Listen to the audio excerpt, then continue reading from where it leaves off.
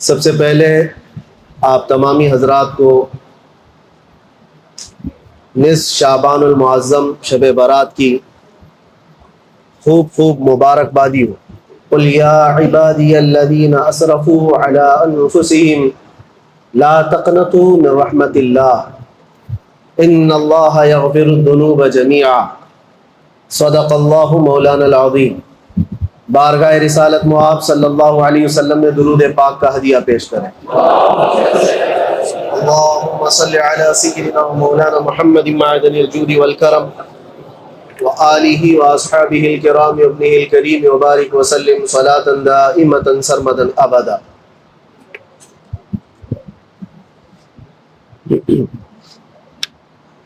اللہ تبارک و تعالی اس شب کو ہم سب کے لیے خیر و برکت والی شب بنائے۔ اور آج کی یہ شب جیسا کہ آپ سب نے سنا بھی ہوگا، ہمارے سال بھر کا حساب و کتاب آج بند ہوتا ہے اور نئے سال کی ابتدا آج کی رات سے ہوتی ہے۔ آج اللہ تبارک و تعالی فرشتوں کو حکم دیتا ہے کہ کس کے لیے کتنا رزق اور کس کے لیے زندگی میں کیا کیا کام ہونے ہیں۔ بلکہ بزرگوں نے فرمایا کہ آج کی رات کچھ لوگوں کی موت لکھی گئی ہوگی، فرشتوں کو بتایا گیا ہوگا کہ مہینے کے بعد 2 مہینے کے بعد جب بھی اس بندے کی موت آنے والی ہے، جبکہ وہ بندہ اپنی شادی کی تیاریوں میں مصروف ہوگا، کچھ لوگ اپنے گھر بنانے میں مصروف ہوں گے،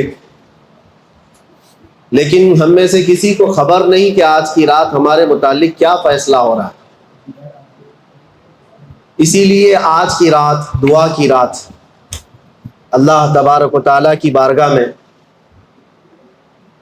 ہمیں آج نہایت ہی خشوع و خضوع ادب و احترام کے ساتھ اپنے آنے والے سال کے متعلق خیر و برکت کی دعا مانگنی چاہیے۔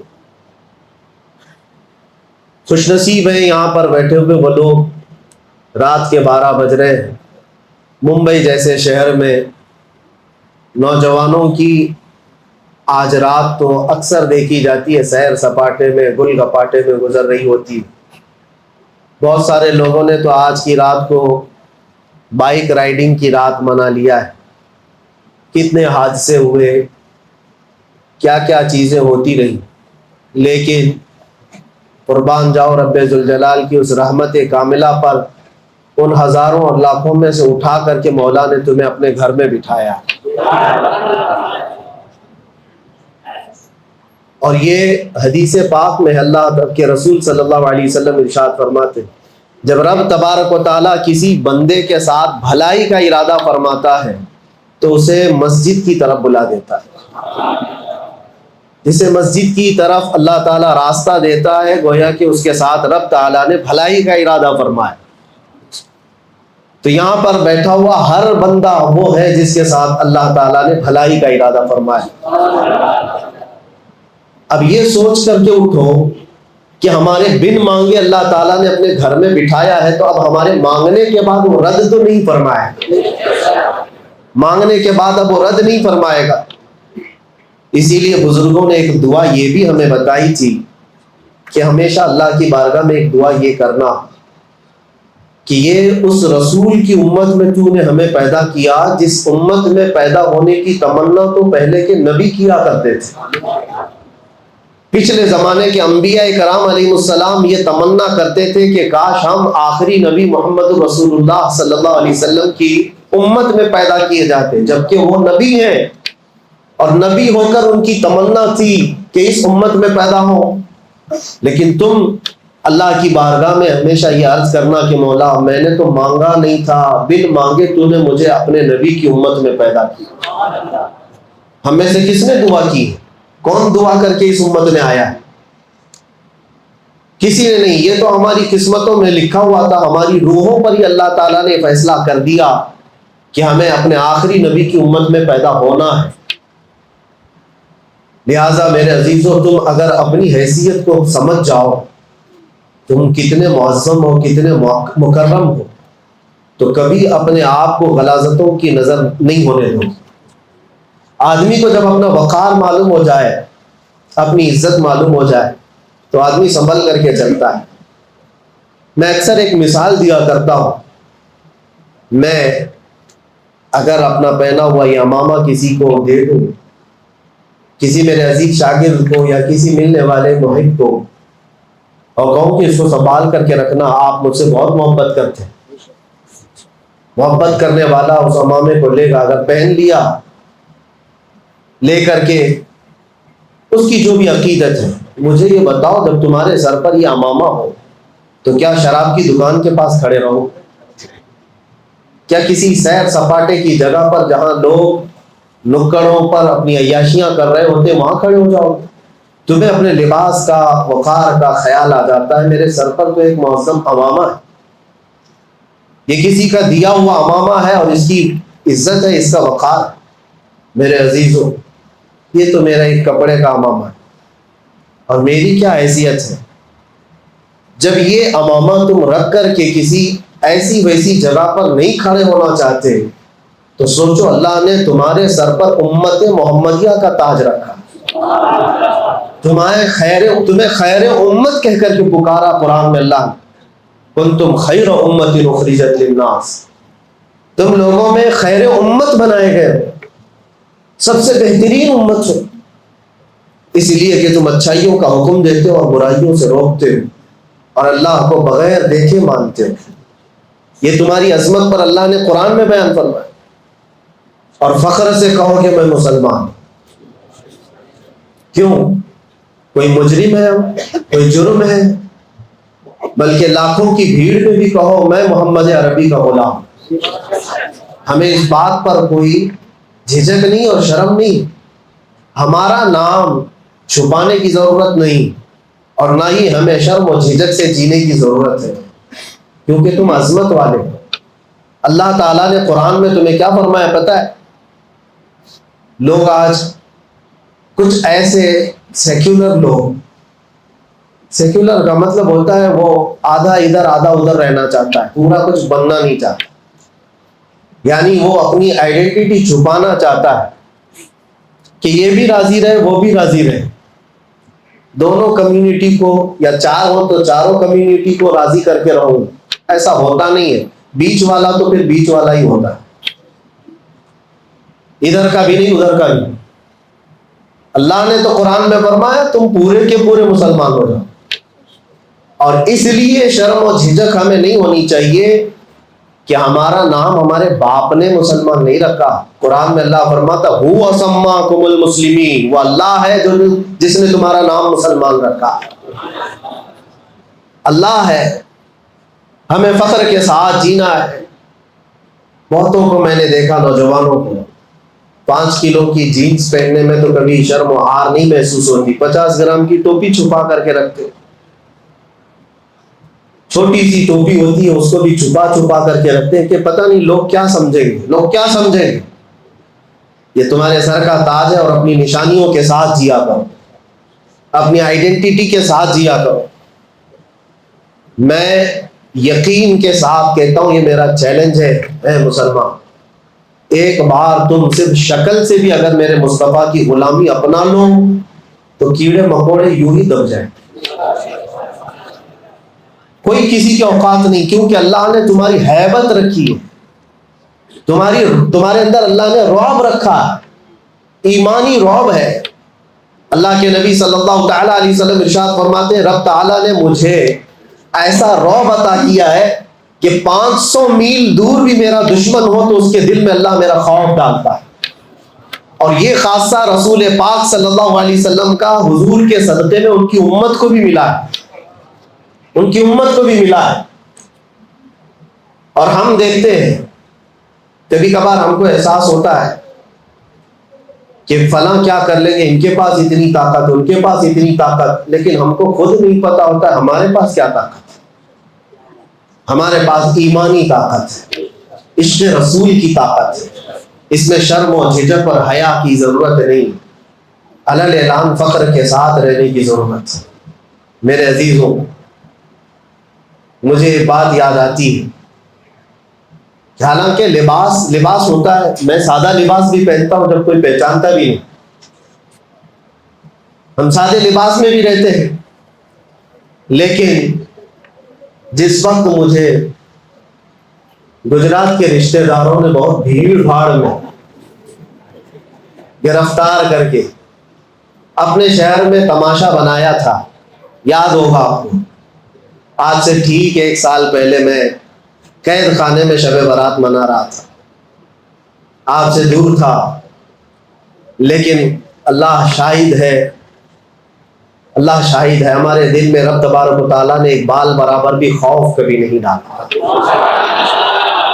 میں ایک بات بتا رہا ہوں، وہ اتفاق تھا کہ میں جس حالت میں گھر پہ بیٹھا ہوا تھا اسی حالت میں نکل کر کے گیا، جبہ بھی تھا اور امامہ بھی تھا، کسی جلسے سے واپس آیا ہوا تھا، اسی حالت میں گئے اور اسی حالت میں انہوں نے 3 دن تک کپڑے بھی نہیں بدلوائے۔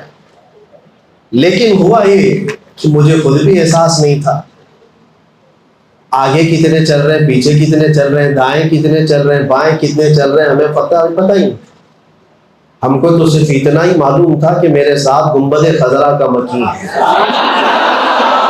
ہمیں تو اتنا احساس تھا، خوف نہ رکھ رضا ذرا، تو تو ہے عبد مصطفیٰ، تیرے لیے امان ہے، تیرے لیے امان۔ 1-2 پیشی کے بعد جانا آنا ہوا تو کچھ ہمارے رشتہ داروں نے کان میں آ کر کے ہم سے کہا، وہ ہمارے رشتہ دار کان میں آ کر کے کہا، مفتی صاحب اس کورٹ میں بھی آپ گئے، اس کورٹ میں بھی گئے، اب تھوڑا سا ہمارے اوپر بڑے مسئلے آ رہے ہیں، آپ اپنی یہ پگڑی اتار دو، اپنا یہ صافہ اتار دو اور سادے لباس میں ہم ہمارے ساتھ چلیں۔ میں نے کہا سارا مسئلہ تو اسی پگڑی کا ہے، یہ اتر جائے تو پھر کیا مسئلہ ہے؟ اسی سنت مصطفیٰ کے تحفظ اور بقا کے لیے تو ہم لڑتے رہتے ہیں، وہ ناموس مصطفیٰ کا ایک حصہ ہے، رسول پاک کے اخلاق، رسول پاک کی سنتیں، یہ ناموس مصطفیٰ کا حصہ ہے، ہم اس کو بچاتے رہیں گے۔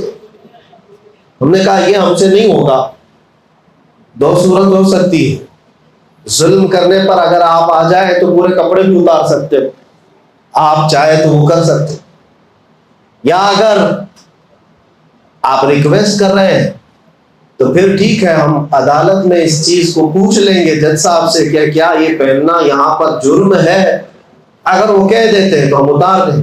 انہوں نے کہا نہیں پوچھنے کی ضرورت نہیں، جیسا ہے ویسی پہنے۔ میرا لباس ہے، میں یہ مثال صرف اس لیے دے رہا ہوں میرے عزیزوں کہ ہمیں اپنی آئیڈینٹی اور ہمیں اپنی شناخت چھپانے کی ضرورت کیا ہے؟ ارے شرم تو وہ کریں جو ننگے لوگ ہیں، شرم تو وہ کریں جو چھیٹڑے پہن کر کے گھومتے ہیں، شرم اس کو کیا آئے جو اخلاق مصطفیٰ پر جا رہا۔ میرے مصطفیٰ کریم صلی اللہ تعالیٰ علیہ وسلم جیسا اس دنیا میں نہ کوئی آیا ہے اور نہ آ سکتا ہے۔ اللہ کے نبی نے فرمایا بعثت لأتمم مکارم الاخلاق، میں تو اس لیے دنیا میں بھیجا گیا ہوں کہ تمہیں دنیا میں سب سے اعلیٰ اخلاق پر لے کر آؤں۔ اللہ کے نبی آئے کس لیے تھے؟ دنیا کو سب سے اعلیٰ اخلاق دینے کے لیے آئے، یہ امت سب سے اعلیٰ اخلاق پر آئے گی۔ بس صرف یہاں بات اتنی ہے، ان کے جو ہم غلام تھے خلق کے پیشوا رہے، ان سے پھرے جہاں پھرا، پھر آئی کمی وقار۔ ہمارے ساتھ جو کچھ بھی ہوا ہے صرف یہی ہوا ہے، ان سے پھرے جہاں پھرا، پھر آئی کمی وقار۔ اور جب ان کے غلام تھے تو پھر حالت یہ تھی، ایک صحابی رسول حضرت سبینہ رضی اللہ تعالیٰ عنہ فرماتے میں جنگل میں راستہ بھٹک گیا تھا، مدینے کے رہنے والے تھے، راستہ تلاش کرتے کرتے تھک گیا، اچانک مجھے شیر کے دہاڑنے کی آواز آئی۔ شیر تو جنگل کا ایسا درندہ جو کسی کو بخشتا نہیں، پھاڑ کھا جائے گا۔ حضرت سبینہ کہتے ہیں اچانک میری نظروں کے سامنے ایک شیر ببر آتا ہوا نظر آیا، جو منہ کھولتا ہوا آیا، اور جب اس کو بھوکے شیر کو کوئی انسان نظر آئے تو وہ کچا چبا جائے۔ جب وہ شیر قریب سے قریب آنے لگا، سنو صحابی رسول کی بات، کہتے میرے پاس تو کوئی بچنے کا اور بچانے کا آلہ بھی نہیں تھا کہ کیسے اپنا ڈیفینس کروں. جب وہ قریب آیا تو میں اس کو پکار کر کے کہا یا ابا الحارث انا مولا رسول اللہ، اے پھاڑ کھانے والے درندے سن لے، میں رسول اللہ کا غلام ہوں. میرے پاس یہی ایک ہتھیار بچا تھا، یہ ہتھیار تھا. تو حضرت سفینہ کہتے ہیں وہ شیر بالکل اپنا منہ بند کر لیا اور سر جھکا کر میرے قریب آیا.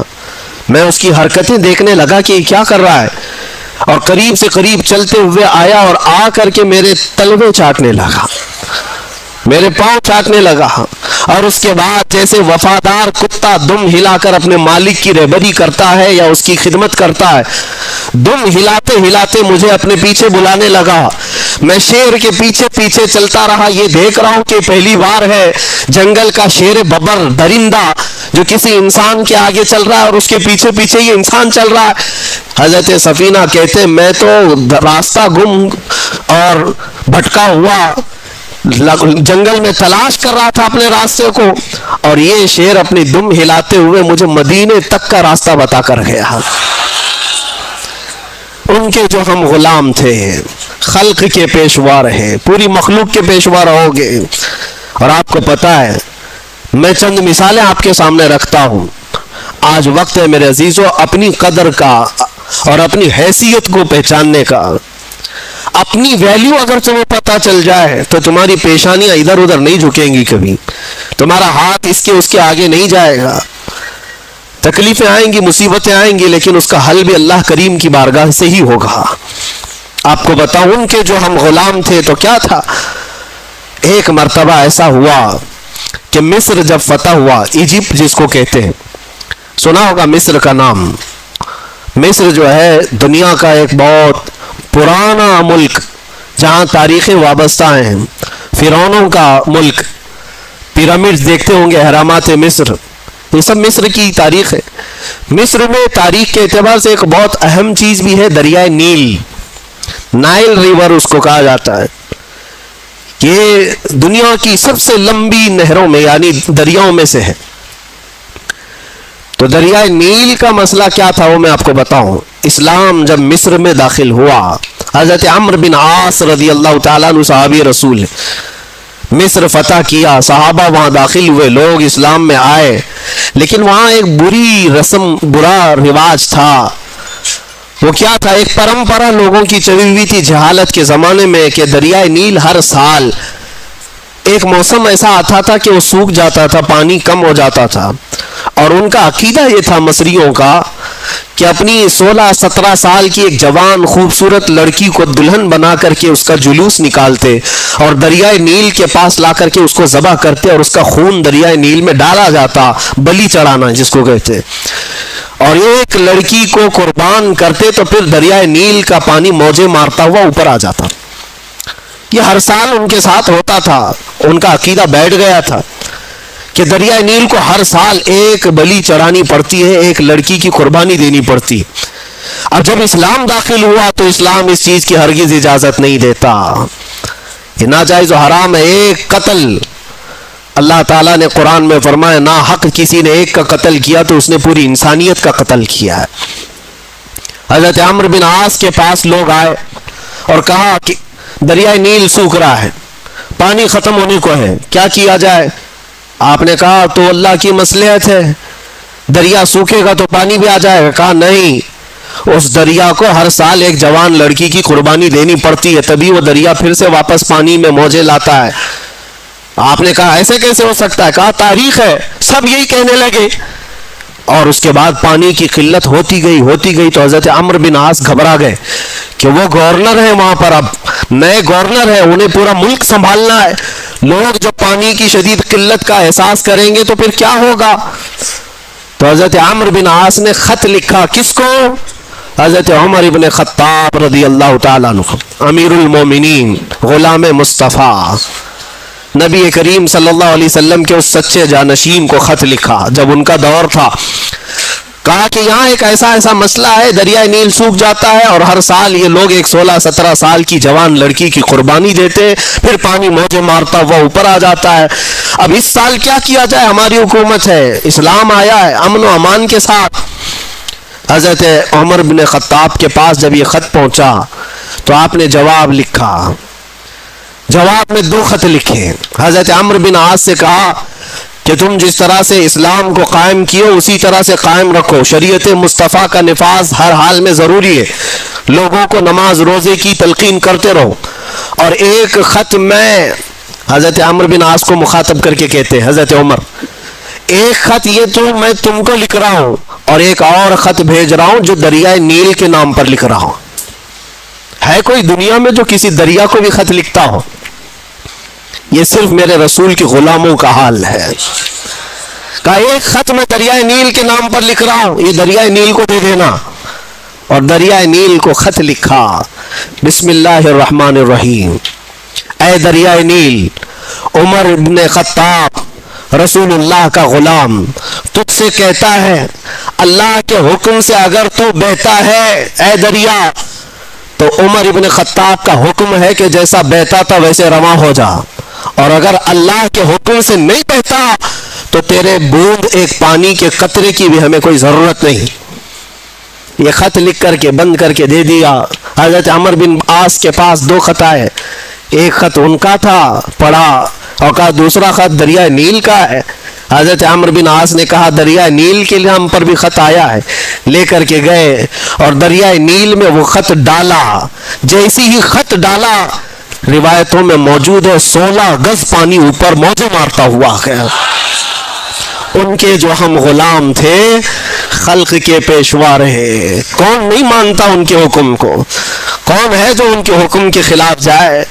دریا ہے. اسی لیے شاعر نے کہا تھا میرے عزیزوں، حضرت سعد بن ابی وقاص ایک اور صحابی ہیں 10 مبشرہ میں سے، یہ عراق فتح کر کے داخل ہوئے تھے. 400 صحابہ ان کے ساتھ تھے. عراق کے بعد جب یہ آگے بڑھ رہے تھے، وہ مسلمان کیسے تھے جن کو اقبال نے کہا تھا تھمتا نہ تھا کسی سے سیل رواں ہمارا، باطل سے ڈرنے والے اے آسماں نہیں ہے ہم، 100 بار کر چکا ہے تو امتحان ہمارا. یہ لوگ کہیں رکتے ہی نہیں تھے، ان کی کوئی سرحد ہی نہیں تھی. ایک علاقہ فتح ہو گیا تو بس کافی ہے نہیں، آگے بڑھنا ہے. حضرت سعد بن ابی وقاص جب عراق فتح کر چکے تو عراق سے متصل ایران بھی ہے جس کو فارس کہا جاتا تھا پہلے. ایران اور عراق کے بیچ میں دریائے دجلہ ہے. اب جب عراق فتح ہو گیا، دریائے دجلہ ہے، دریائے فرات جو بھی دریا ہے اس کے بیچ میں، تو صحابہ نے کہا کہ ہم ادھر بھی جانا چاہتے ہیں، اس علاقے کو بھی فتح کریں، غلامی مصطفیٰ میں شامل کریں. جبکہ فارس کسرا کے پاور کے اندر میں تھا. کسرا اس وقت کے سپر پاور بادشاہ کا نام ہے. جیسے آج امریکہ، لوگوں کے دماغ کے حساب سے، ہمارے حساب سے نہیں، سپر پاور. میرے عزیزوں، سعد بن ابی وقاص سے جب صحابہ نے کہا ادھر جانا ہے، کہا بیچ میں دریا ہے کیسے جائیں گے؟ حضرت سعد بن ابی وقاص نے کہا تم میرے ساتھ چلو گے؟ صحابہ نے کہا کیسے؟ ادھر ایرانی فوج نے جتنے برج تھے دریا کے اوپر پار کرنے والے سب توڑ ڈالے تھے. جو لکڑیوں کے تھے وہ جلا ڈالے تھے، سب ختم کر ڈالے تھے، کیونکہ انہیں ڈر تھا یہ محمد عربی کے غلام میں رکتے کہیں نہیں ہیں، یہ اگر ادھر سے ادھر کراس کر کے آ گئے تو ہماری بھی خیر نہیں. سب توڑ ڈالے. اس کے بعد وہ ایرانی فوج کی تاریخ بھی موجود ہے تاریخ طبری میں. وہ لوگ دیکھتے رہے تماشا کہ یہ 400 لوگ کیا کر پائیں گے دریائے بیچ میں. حضرت سعد بن ابی وقاص نے اپنے صحابہ سے کہا چلو. سب نے پوچھا نہیں کیسے جانا ہے. اپنے قائد، اپنے جو لیڈر تھے حضرت سعد بن ابی وقاص سپہ سالار، ان کے پیچھے چل پڑے. پھر کسی نے پوچھا کس راستے سے جا رہے؟ سعد بن ابی وقاص نے کہا دریا سے جائیں گے. اور کیسے جائیں گے؟ گھوڑوں پر بیٹھے ہوئے ہیں، دریا سے جانے کی بات کرتے ہیں. کیا تمہارا گھوڑا اتنی چھلانگ لگائے گا کہ اس دریا کو کراس کر جائے گا؟ سعد بن ابی وقاص نے کہا کوئی چھلانگ لگانے والا گھوڑا نہیں، چل کر کے ہی جائے گا. یہ تاریخ میں پہلی بار ہو رہا ہے. سعد بن ابی وقاص نے کہا میرے پیچھے چلو. صحابہ نے سب اپنے اپنے گھوڑے ان کے ساتھ لگا دی. سعد بن ابی وقاص کا گھوڑا پہلی مرتبہ دریائے دجلہ پر پاؤں رکھتا ہے، آپ نے اللہ اکبر کہا. دوسرا پاؤں رکھتا ہے، آپ نے اللہ اکبر کہا. صحابہ نے دیکھا سعد ابن ابی وقاص کا گھوڑا دریائے دجلہ پر چلتا ہوا جا رہا ہے، اس کے ٹاپ پر کوئی پانی کا نشان بھی نہیں ہے، ٹاپوں پر پانی تک بھی نہیں، تو سارے صحابہ پانی پر چلتے ہوئے چلے گئے، چلتے ہوئے چلے گئے۔ یہ تاریخ کی سچائیاں میں بتا رہا ہوں۔ ایرانی فوج اس وقت ملک فارس کی، کسرا کی فوج یہ دیکھ کر کے کیا کہتی ہے جانتے ہو؟ کہتی ہے دیواں آمدند، فارسی میں دیواں آمدند، ارے جنات کی جماعت آ رہی ہے، ایسا لگتا ہے جنات کی جماعت آ رہی ہے پانی پر چلتے ہوئے۔ میرے عزیزو تمہیں بھی دکھانا ہے جنات کی جماعت ہوتی کیسی ہے۔ وہ چل کر کے چلے گئے اور جب دریائے دجلہ کو عبور کر لیا، میرے عزیزو ان کی ہیبت سے ویسے تھرا گئے تھے کہ ملک فارس پورا پرچم اسلام میں آ گیا تھا، اسلام کا پرچم لہرانے لگا تھا۔ عزیزان گرامی وقار، اسی بات کو اقبال نے کہا تھا کہ یہ تھمتا نہ تھا کسی سے سیل رواں ہمارا، اور شاعر نے کیا کہا؟ دشت تو دشت ہے دریا بھی نہ چھوڑے ہم نے، بحر ظلمات میں دوڑا دیے گھوڑے ہم نے۔ یہی واقعات تھے، لیکن مجھے بتاؤ، ایک دریائے نیل ہے حکم مان رہا ہے عمر ابن خطاب کا، ایک دریائے دجلہ ہے حکم مان رہا ہے سعد ابن ابی وقاص کا۔ اس لیے نہیں کہ یہ لوگ جادوگر تھے، اس لیے نہیں کہ بہت پاورفل لوگ تھے، صرف اس لیے مان رہے ہیں یہ سارے لوگ حکم ان کے جو ہم غلام تھے، ان کے جو ہم غلام تھے، خلق کے پیشوا رہے۔ مان کر کے دیکھو، حضور پاک صلی اللہ تعالیٰ علیہ وسلم کی امت میں اللہ نے تمہیں پیدا کیا ہے، تمہاری عظمت بہت بلند ہے، تمہاری ویلیو کو تم پہچانو۔ ہاں ہمارے ساتھ چیلنجز ہیں، ہمارے ساتھ مقابلے ہوں گے، لیکن اللہ تبارک و تعالیٰ کی حمایت بھی ہوگی۔ میں آپ کو تحدیث نعمت کے طور پر کہتا ہوں، تحدیث نعمت کے طور پر، میں اپنی بڑائی کے لیے نہیں کہتا، آج اس لیے صرف اظہار کر رہا ہوں کہ میں یہی رات رہی ہوگی یا اس سے پہلی والی رات رہی ہوگی، مجھے اندر ایسا بند کر دیا گیا تھا کہ دن و رات بھی معلوم نہ پڑے، نمازوں کے وقت کا خیال اندازے پہ کرنا پڑ جائے۔ جس کو ایسی ہائی سیکیورٹی کہا جاتا ہے جہاں پرندہ بھی پر نہیں مارتا، وہ تو دنیا بھر کو معلوم ہے میرا جرم کیا تھا۔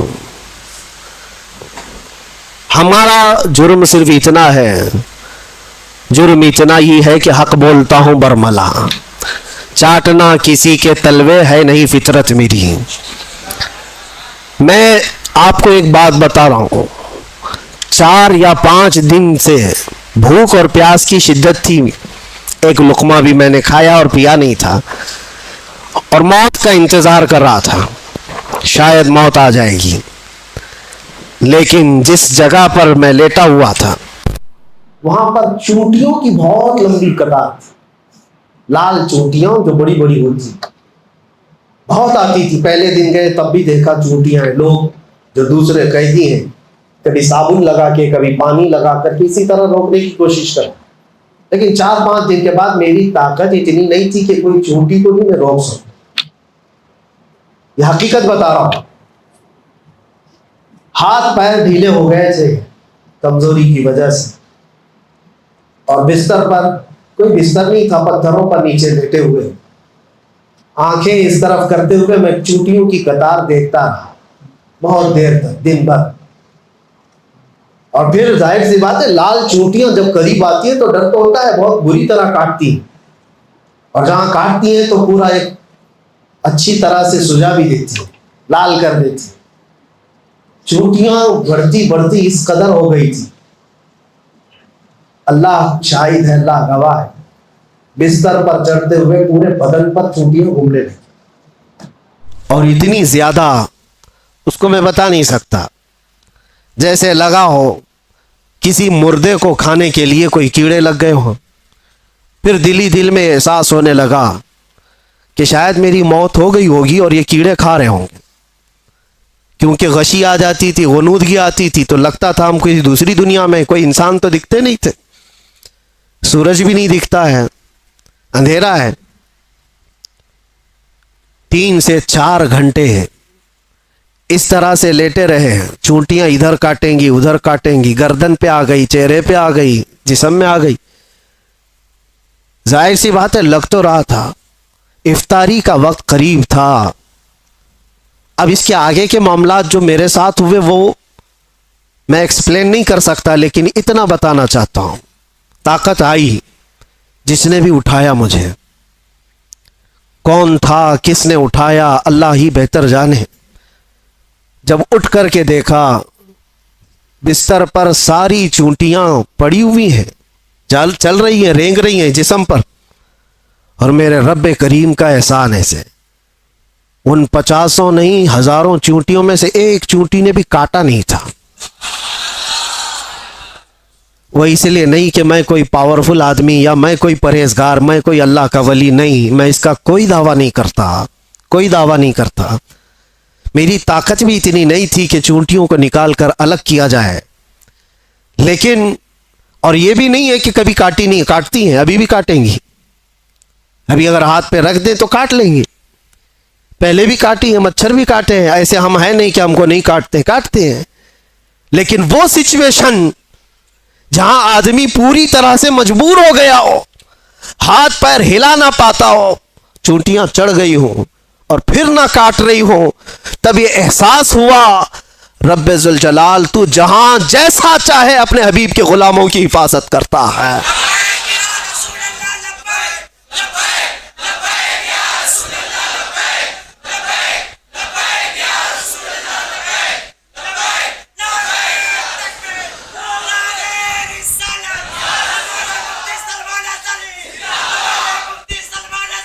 آپ کو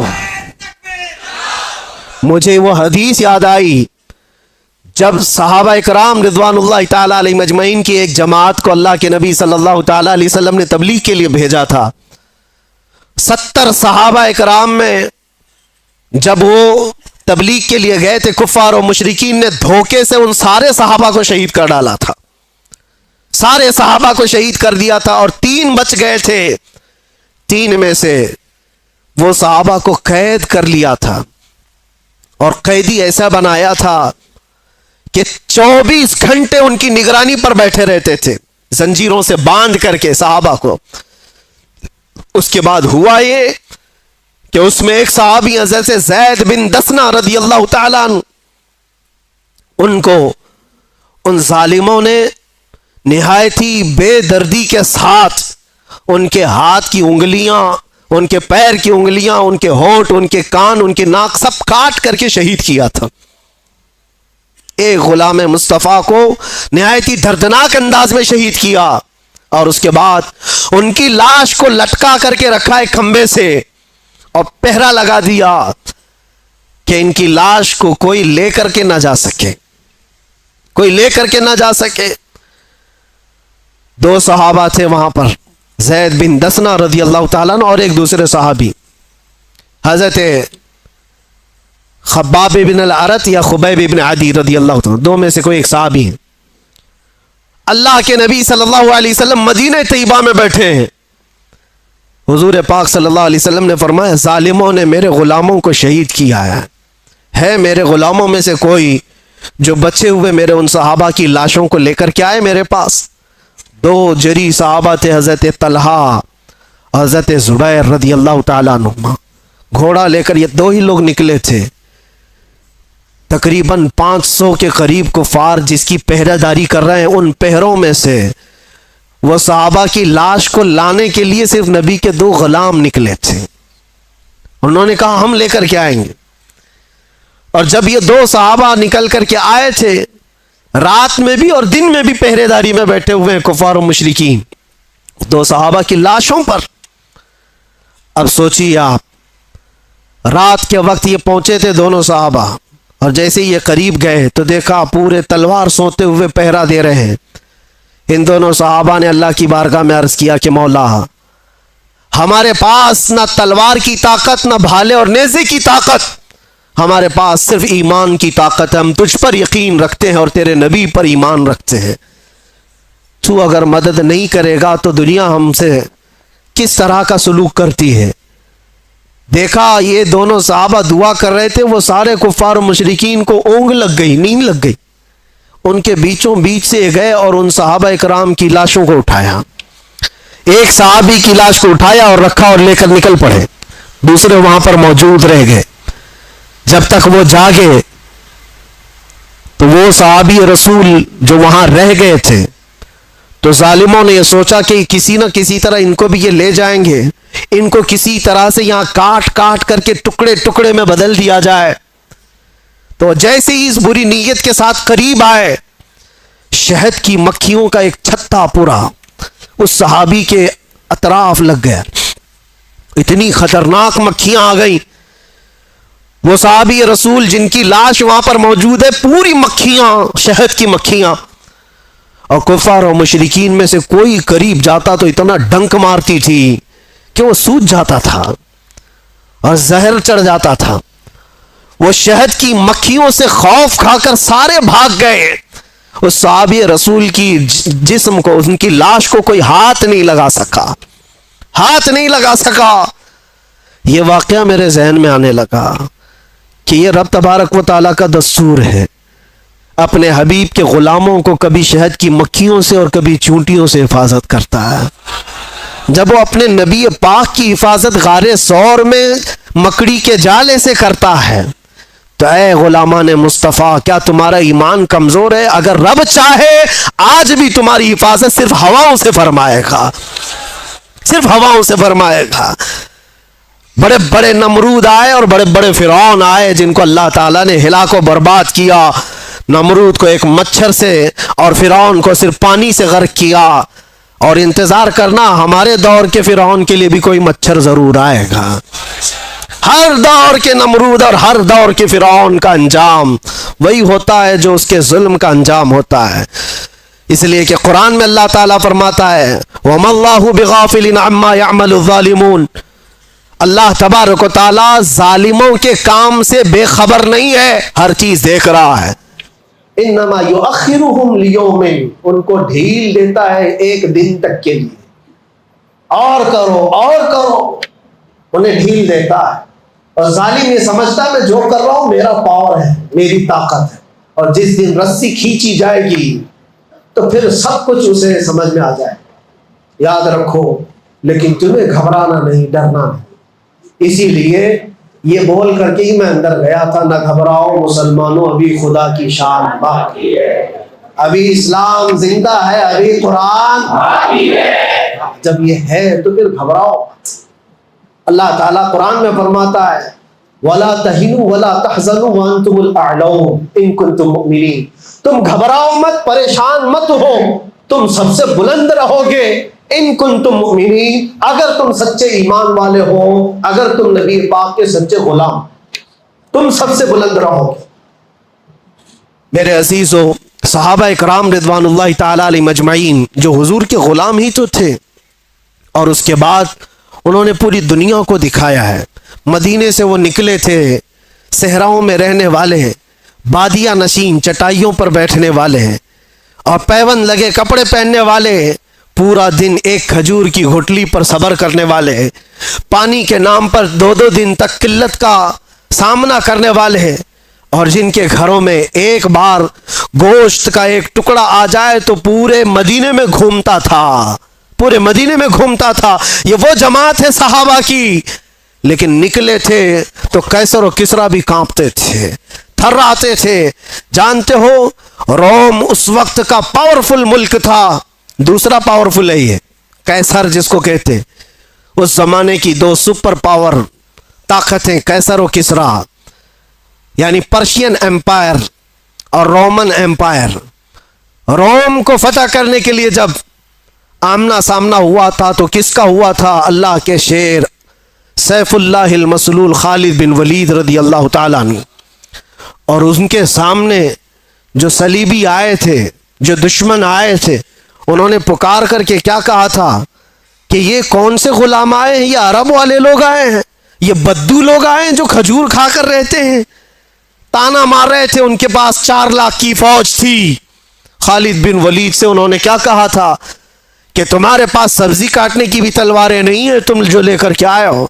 خالد بن ولید نے جواب میں صرف اتنا ہی کہا تھا، اے عیسائیو، تمہاری فوج جس طرح شراب کو پسند کرتی ہے، ہماری فوج شہادت کو پسند کرتی ہے۔ یہاں وہ جذبہ لے کر کے آئے ہیں، تلواریں نہ دیکھو، بھالے نہ دیکھو، نیزے نہ دیکھو، ایمان لے کر کے آئے ہیں، یقین لے کر کے آئے ہیں۔ عزیزان گرامی وقار، میں کل ملا کر کے ایک ہی بات کی طرف فوکس کرنا چاہتا ہوں، ان کے جو ہم غلام تھے، خلق کے پیشوا رہے، تم سچی غلامی میں آ جاؤ، تم امت مصطفیٰ ہو۔ اللہ تعالیٰ نے قرآن میں تمہیں خیر امت کہا ہے۔ کیا آج کسی جوان کو یہ زیب دیتا ہے کہ اس کے ہاتھ میں شراب کی بوتل ہو، تاش کے پتے ہو؟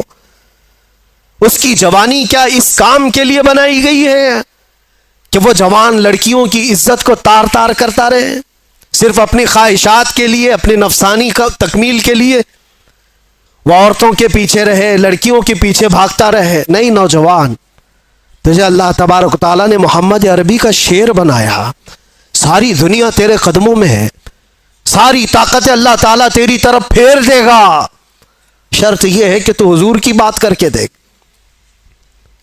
آج حیرت ہوتی ہے، میں تم میں سے ہی ایک آدمی ہوں، آپ میں سے ہی ایک آدمی ہوں، میرے سر پر کوئی پر نہیں لگے ہیں، اور نہ ہی میں آسمان سے اترا ہوا، نہ زمین سے نکلا ہوا، لیکن جس طرف جائیں لوگ اپنی آنکھیں پلکیں بچھاتے ہیں، عزتوں کی مالائیں، ہزاروں کے بھیڑ میں آج جہاں جاتے ہیں، کبھی کبھار اپنے گریبان میں جھانک کر کے دیکھتا ہوں کون سی ایسی خصوصیت آ گئی جو لوگ دیکھنا چاہتے ہیں۔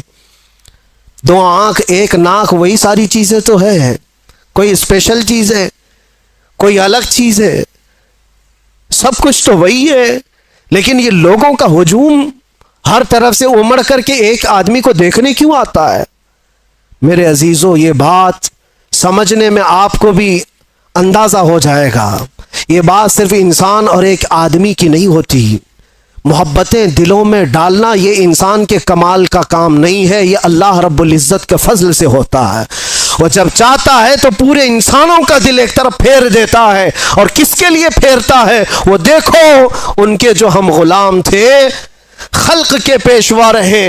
ہمیں آج یہ احساس ہے، آج لوگ جو پلکیں بچھاتے ہیں یا عزت کرتے ہیں تو وہ اس لیے نہیں کرتے کہ تمہارا لباس اچھا ہے، یا تم بڑے خاندان کے ہو، یا تم کسی سیاسی پارٹی کے نیتا ہو، چار پیسے ہمارے لیے بھی کام کر جاؤ گے، نہیں، دور دراز بیٹھے ہوئے لوگ۔ میرے عزیزوں، میں آپ کو کیا بتاؤں، امریکہ میں رہنے والے کئی ایسے خاندان ہیں جن کو میں جانتا ہوں، ہم یہاں اندر موجود ہیں، وہ 3 مہینے سے اللہ کی بارگاہ میں نظر کے روزے رکھ رہے تھے، وہ عورتیں بھی، وہ بوڑھی خواتین بھی، وہ بچے بھی، جن کو ہم نے کبھی دیکھا نہیں، کبھی ملاقات نہیں کیا، ساتھ سمندر پار بیٹھ کر کے ایک فقیر، ایک نبی پاک کے غلام کے لیے اگر کوئی دعائیں کرتا ہے اور اپنے دل میں محبت محسوس کرتا ہے تو یہ ڈالا کس نے اور کیوں ڈالا؟ یہ 2 پوائنٹ ہے، ڈالا ہے رب ذوالجلال نے، اور کیوں ڈالا؟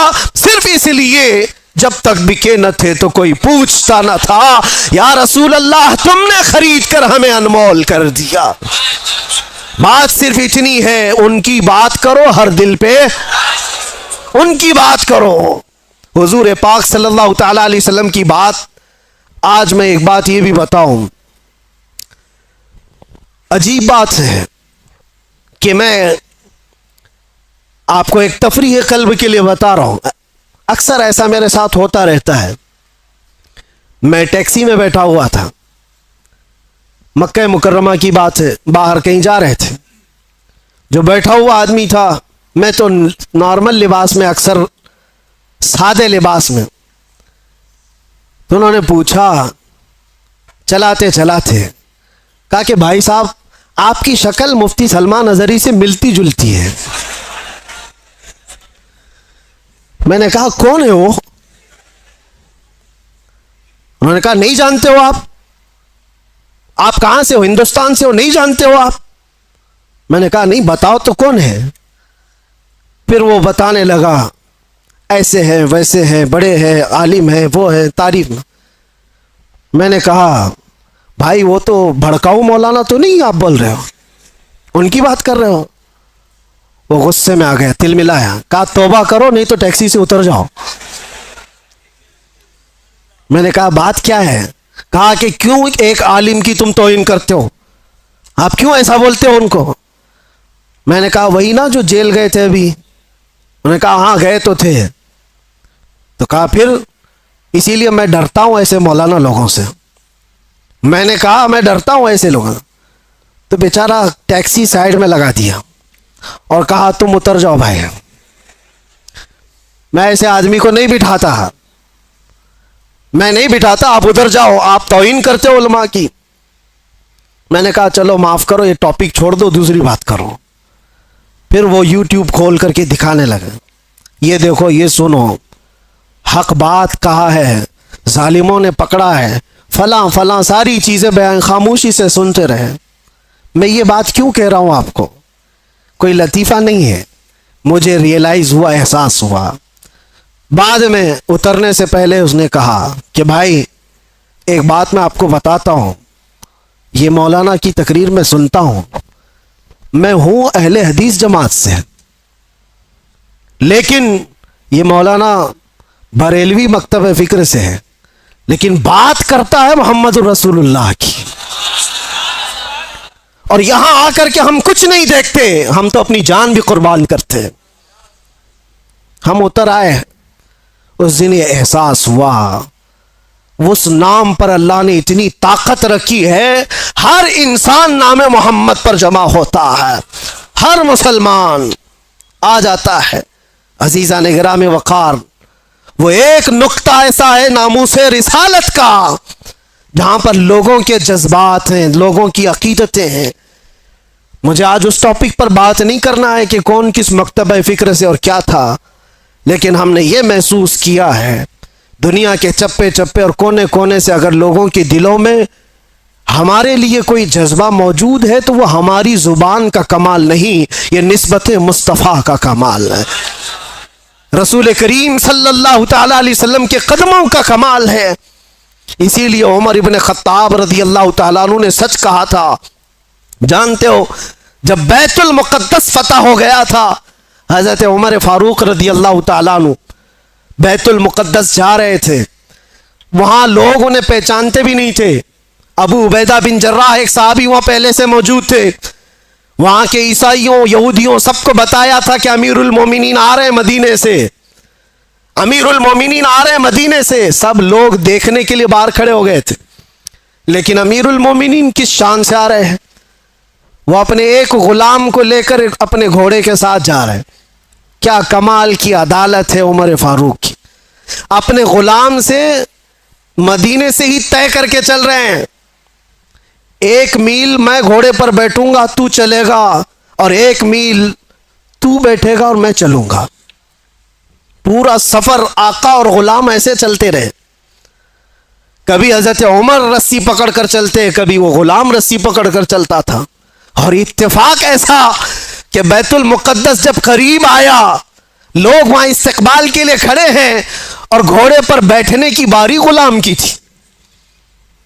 غلام نے کہا کہ حضور اب تو میں اتر کر چلتا ہوں, آپ بیٹھے. کہا نہیں, عدل تو عدل ہے, انصاف, تیری باری ہے تو بیٹھے گا, میں رسی پکڑ کر چلوں گا.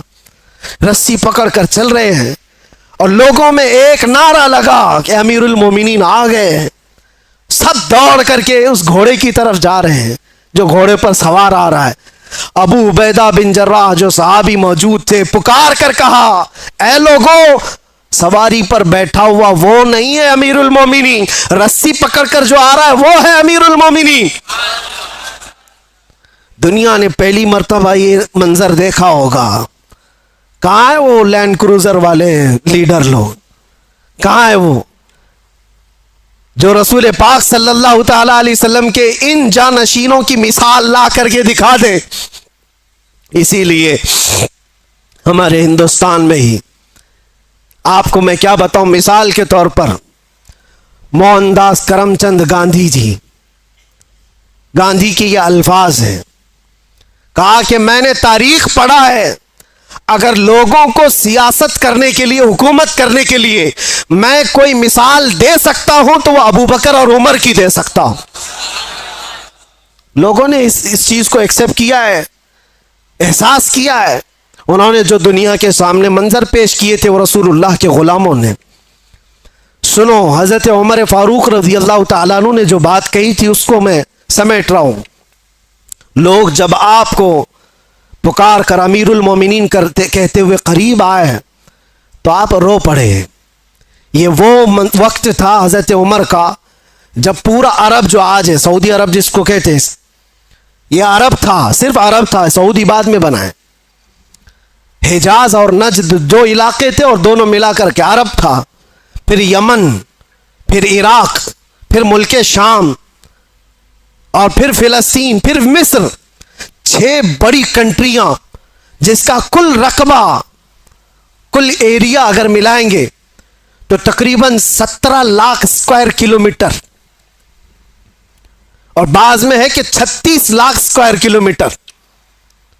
حضرت عمر فاروق رضی اللہ تعالیٰ عنہ کا دور خلافت اتنا پھیلا ہوا تھا, اتنا پھیلا ہوا تھا, اتنی دور تک اسلام کا پرچم لہرا رہا تھا. اس وقت جب حضرت عمر فاروق بیت المقدس کے قریب آئے اور لوگوں نے آپ کو سراہنا شروع کیا امیر المومنین کہہ کر, آپ رو پڑے. اور اس کے بعد ایک تاریخی جملہ انہوں نے کہا تھا جو ہم سب کا بھی ہونا چاہیے, ہم سب کے لیے. آج میرا ٹاپک یہی ہے.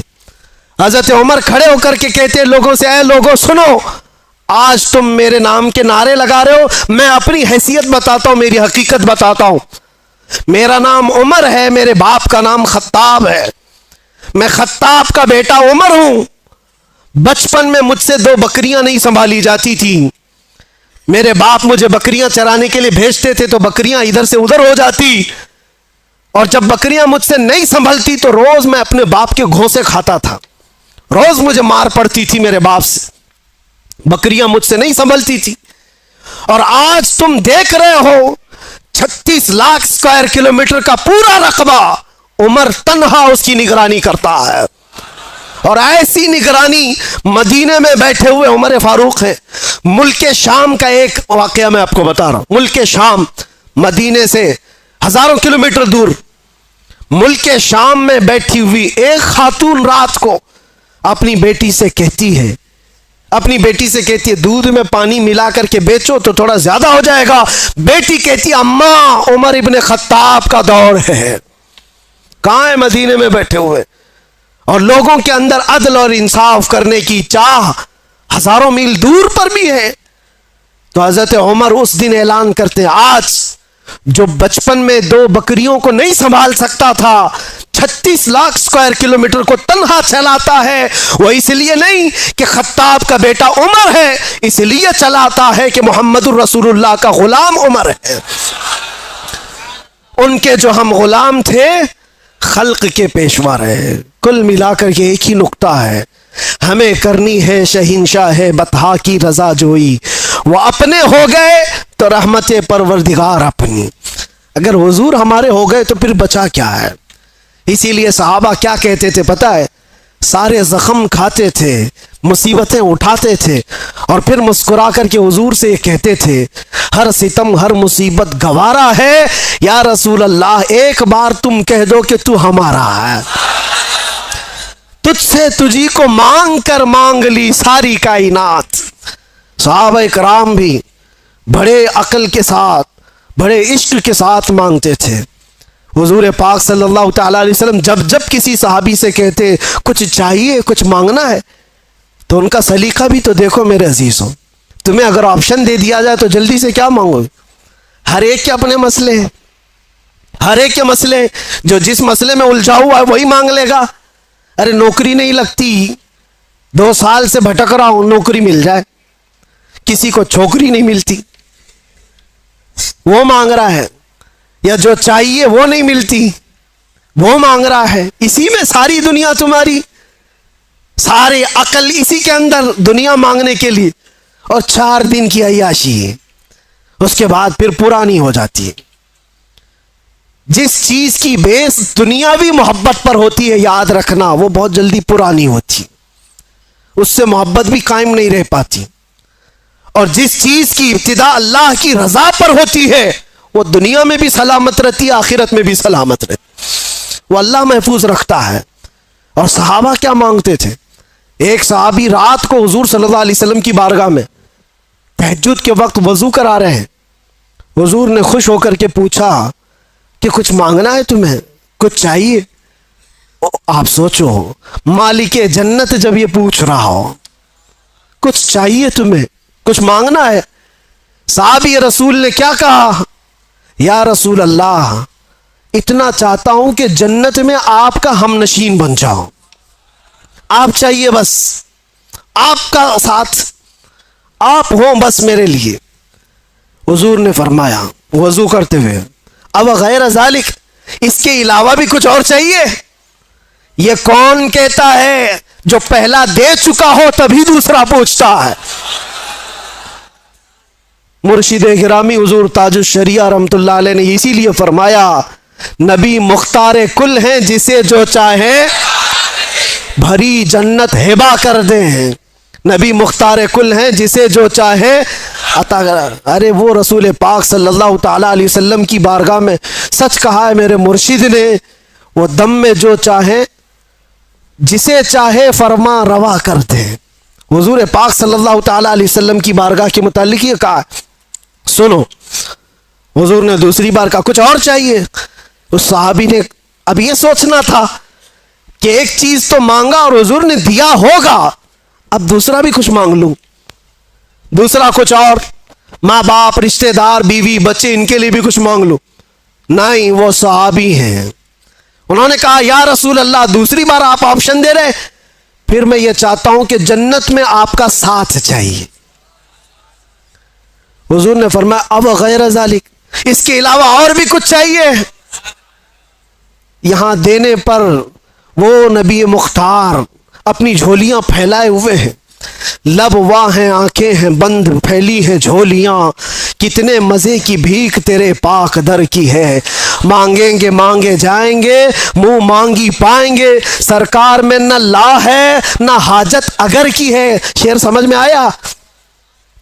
یہ اعلیٰ حضرت کا شعر ہے، مانگیں گے مانگے جائیں گے، منہ مانگی پائیں گے، جتنا مانگو گے سب پاؤ گے، سرکار میں نہ لا ہے نہ حاجت اگر کی ہے۔ اس کا مطلب کیا ہے؟ لا کا مطلب عربی میں نہیں، نہیں، میں نہیں دوں گا، اس کو کیا کہتے ہیں؟ لا۔ لا حضور کی عادت ہے ہی نہیں لا کہنا، کبھی حضور لا نہیں کہتے، نہیں دوں گا، یہ نہیں دوں گا۔ اور اگر، اعلیٰ حضرت بھی کیسے عشق رکھتے تھے، یہاں حضور کی بارگاہ میں لا تو نہیں کہا جاتا اور یہ بھی نہیں کہا جاتا اگر تو کہے گا یہ تو دوں گا، اگر تو ایسا بنے گا تو دوں گا۔ حضور اگر پہ دیتے ہی نہیں، وہاں جو آیا جس طرح مانگا بھر بھر جھولی دے دی گئی۔ میرے کریم سے گر قطرہ کسی نے مانگا، دریا بہا دیے ہیں، دربے بہا دیے ہیں، مانگیں گے مانگے جائیں گے، منہ مانگی پائیں گے، سرکار میں نہ لا ہے نہ حاجت اگر کی ہے۔ اب سوچو، وہ صحابی کو تیسرا آپشن ملا ہے، اب بھی تو کچھ اور مانگ سکتے تھے۔ تیسری بار اس صحابی نے کہا یا رسول اللہ، مرافقتک فی الجنہ، جنت میں آپ کا ساتھ چاہیے، کیونکہ وہ صحابی جانتے ہیں تجھ سے تجھی کو مانگ کر مانگ لی ساری کائنات۔ اگر حضور کو مانگ لیا ہے، حضور کا ساتھ مانگ لیا، تو ساری چیزیں تو اللہ یوں ہی دے دے گا، صدقے میں سب آ جائیں گی۔ یہ مانگنا وہ مانگنا فلاں مانگنا کیا ضرورت ہے؟ نبی جب کسی کا ہو جائے تو پھر کائنات اس کی ہے، نبی مختار کل ہے۔ صحابہ نے یہ سلیقہ دکھایا ہمیں، وہ حضور کا ساتھ مانگتے تھے۔ اسی لیے تو حضرت عمر بھی کس بات پر فخر کرتے تھے پتہ ہے؟ نبی پاک صلی اللہ علیہ وسلم نے ایک مجلس میں قبر کے حالات سنائے کہ جب کسی کو دفن کر کے چلے جاتے تو دو فرشتے آتے، منکر نکیر، نیلی آنکھوں والے، کالے چہرے والے، جھنجھوڑ کر سوال کرتے تیرا رب کون ہے، تیرا دین کیا ہے، اور حضور کو دکھا کر پوچھتے ان کے بارے میں کیا کہتا تھا۔ تو وہ بہت سخت وقت ہوگا، منکر نکیر جب سوال کر رہے ہوں گے، بہت سارے تو ٹائیں ٹائیں فش ہو جائیں گے۔ ہاں یہ بات یاد رکھو، سوالات آج سب کو پتہ ہے، قبر میں جانے کے بعد بھول بھی جائیں گے۔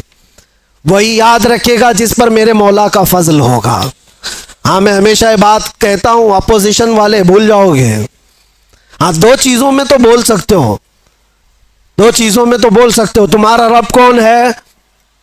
اللہ. وہ بھی بولیں گے, ہم بھی بولیں گے.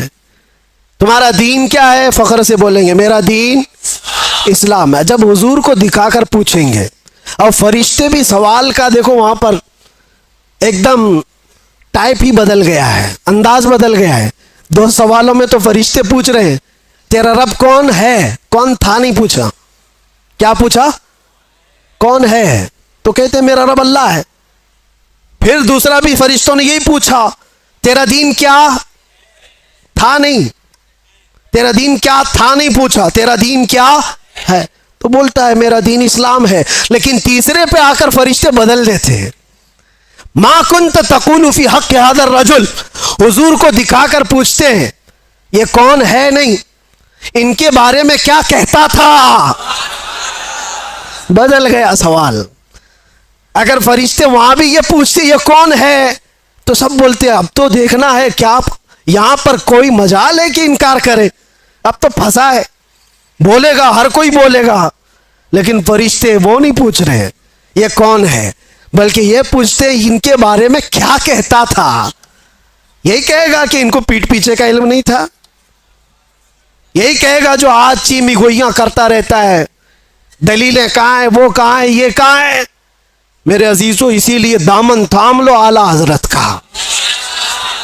قبر کے سوالات بھی پکے تمہاری گٹھی میں پلا کر کے گیا بریلی کا عاشق. جب فرشتے یہ پوچھیں گے کیا کہتا تھا, تمہارے پاس اتنے الفاظ ہیں کیا کیا نہیں کہو گے. میں تو یہ کہتا تھا سرور کہوں کہ مالک و مولا کہوں تجھے, باغ خلیل کا اللہ رے تیرے جسم منور کی تابشیں, اے جانے جاں میں جانے. اور اتنا ہی نہیں کہتے تھے فرشتوں سنو, اور ہم کیا کہتے تھے, سب سے اعلیٰ وہ اولا, سب سے بالا وہ والا. ہاں بجھ گئی جس کے آگے سبھی مشالیں, شمع وہ لے کر آیا. فرشتوں رکو, ہم یہ بھی کہتے تھے ان کے بارے میں زمین و زمان تمہارے, مکین و مکان, چنین و چنا, بنے دو جہاں. ارے ہم تو ان کے بارے میں یہ بھی کہتے تھے دہن میں زبان, بدن میں ہے جان. ہم آئے یہاں اور اٹھے بھی وہاں, لبیک یا رسول اللہ. یہ صدقہ ہے بریلی والے عشق کا. میرے عزیزوں یہاں یہ جو سوالات کا جو سیشن چلا, اب سنو حضور پاک, میں جو بات کہہ رہا تھا اس کو کمپلیٹ کر دیتا ہوں. حضرت عمر فاروق رضی اللہ تعالیٰ عنہ سے حضور نے فرمایا تم کیا کہو گے عمر, جب فرشتے سوال کریں گے تم کیا جواب دو گے. یہ بڑا اہم سوال ہے نا. حضرت عمر کہتے ہیں یہ تو بڑا سخت مسئلہ ہوگا 3 سوالوں کا جواب دینا. لیکن وہ پوچھتے ہیں یا رسول اللہ پہلے آپ مجھے یہ بتائیں کہ آج جو میں آپ سے محبت کرتا ہوں میرے مرنے کے بعد قبر میں بھی یہ محبت سلامت رہے گی. کیسا سوال ہے. حضرت عمر نے حضور سے پوچھا, میرے آقا نے فرمایا ہاں عمر, دنیا والوں کی محبت موت تک ختم ہو جاتی ہے, مجھ سے جو محبت کرتا ہے وہ حشر تک بھی باقی رہتی ہے. تب حضرت عمر نے جھوم کر کے کہا یا رسول اللہ قبر میں اگر آپ کی محبت ساتھ ہے تو پھر یہ معاملہ میرے اوپر چھوڑ دے, میں خود نپٹ لوں گا. تو تم جو ہو رسول اللہ. صحابہ کا ایک نعرہ تھا یا رسول اللہ کل مصیبت بعدک جلل, اے اللہ کے نبی اگر آپ ہیں تو پھر ہر مصیبت چھوٹی ہے, ہر مصیبت چھوٹی ہے. آ جاؤ اے نوجوانوں, آج اللہ تعالیٰ نے تمہیں جس امت میں پیدا کیا اس امت پہ فخر کرو. حضور کی امت میں بنائے اس پہ فخر کرو, اور اپنی پیشانیوں کو سنبھالو, اپنی زبانوں کو سنبھالو, اپنے ہاتھوں کو سنبھالو, اپنے جسم کو سنبھالو, اپنی آنکھوں کو سنبھالو. یہ تمہاری آنکھیں عیاشیوں کے لیے نہیں ہیں, یہ تمہاری آنکھیں بے حیائی دیکھنے کے لیے نہیں ہیں. تم رات کی تاریکیوں میں اپنے موبائل کی اسکرین پر گندی چیزیں دیکھنے کے لیے اگر اپنی آنکھیں استعمال کرتے ہو تو تف ہے اور لعنت ہے. اپنی آنکھوں کو بچاؤ آوارہ ہونے سے. تم غلام مصطفیٰ ہو, بلکہ آنکھوں کو ملتے ہوئے روز رات کو यूं कहो मेरे आका आओ कि मुद्दत हुई है, तेरी राह में आँखियां बिछाते बिछाते सुना है आप हर आशी के घर तशरीफ लाते, मेरे घर में भी हो जाए चरागा, ये तमन्ना करो मेरे अजीज हो। और क्यों नहीं, वो नबी जब अता करने पर आते हैं तो गुलामों की नेकियां देख करके नहीं नवाजते, गुलामों के दिलों की मोहब्बत देख करके नवाजते हैं, देख करके नवाजते हैं। मुझे याद है मदीना तैयबा में औरतें जो सलाम करने के लिए हुजूर की जालियों के पास जाती, सुना है बहुत सारी आलिमाएं मुबल्लिगाएं बड़ी बड़ी इल्म वाली औरतें भी खड़ी थी और सलाम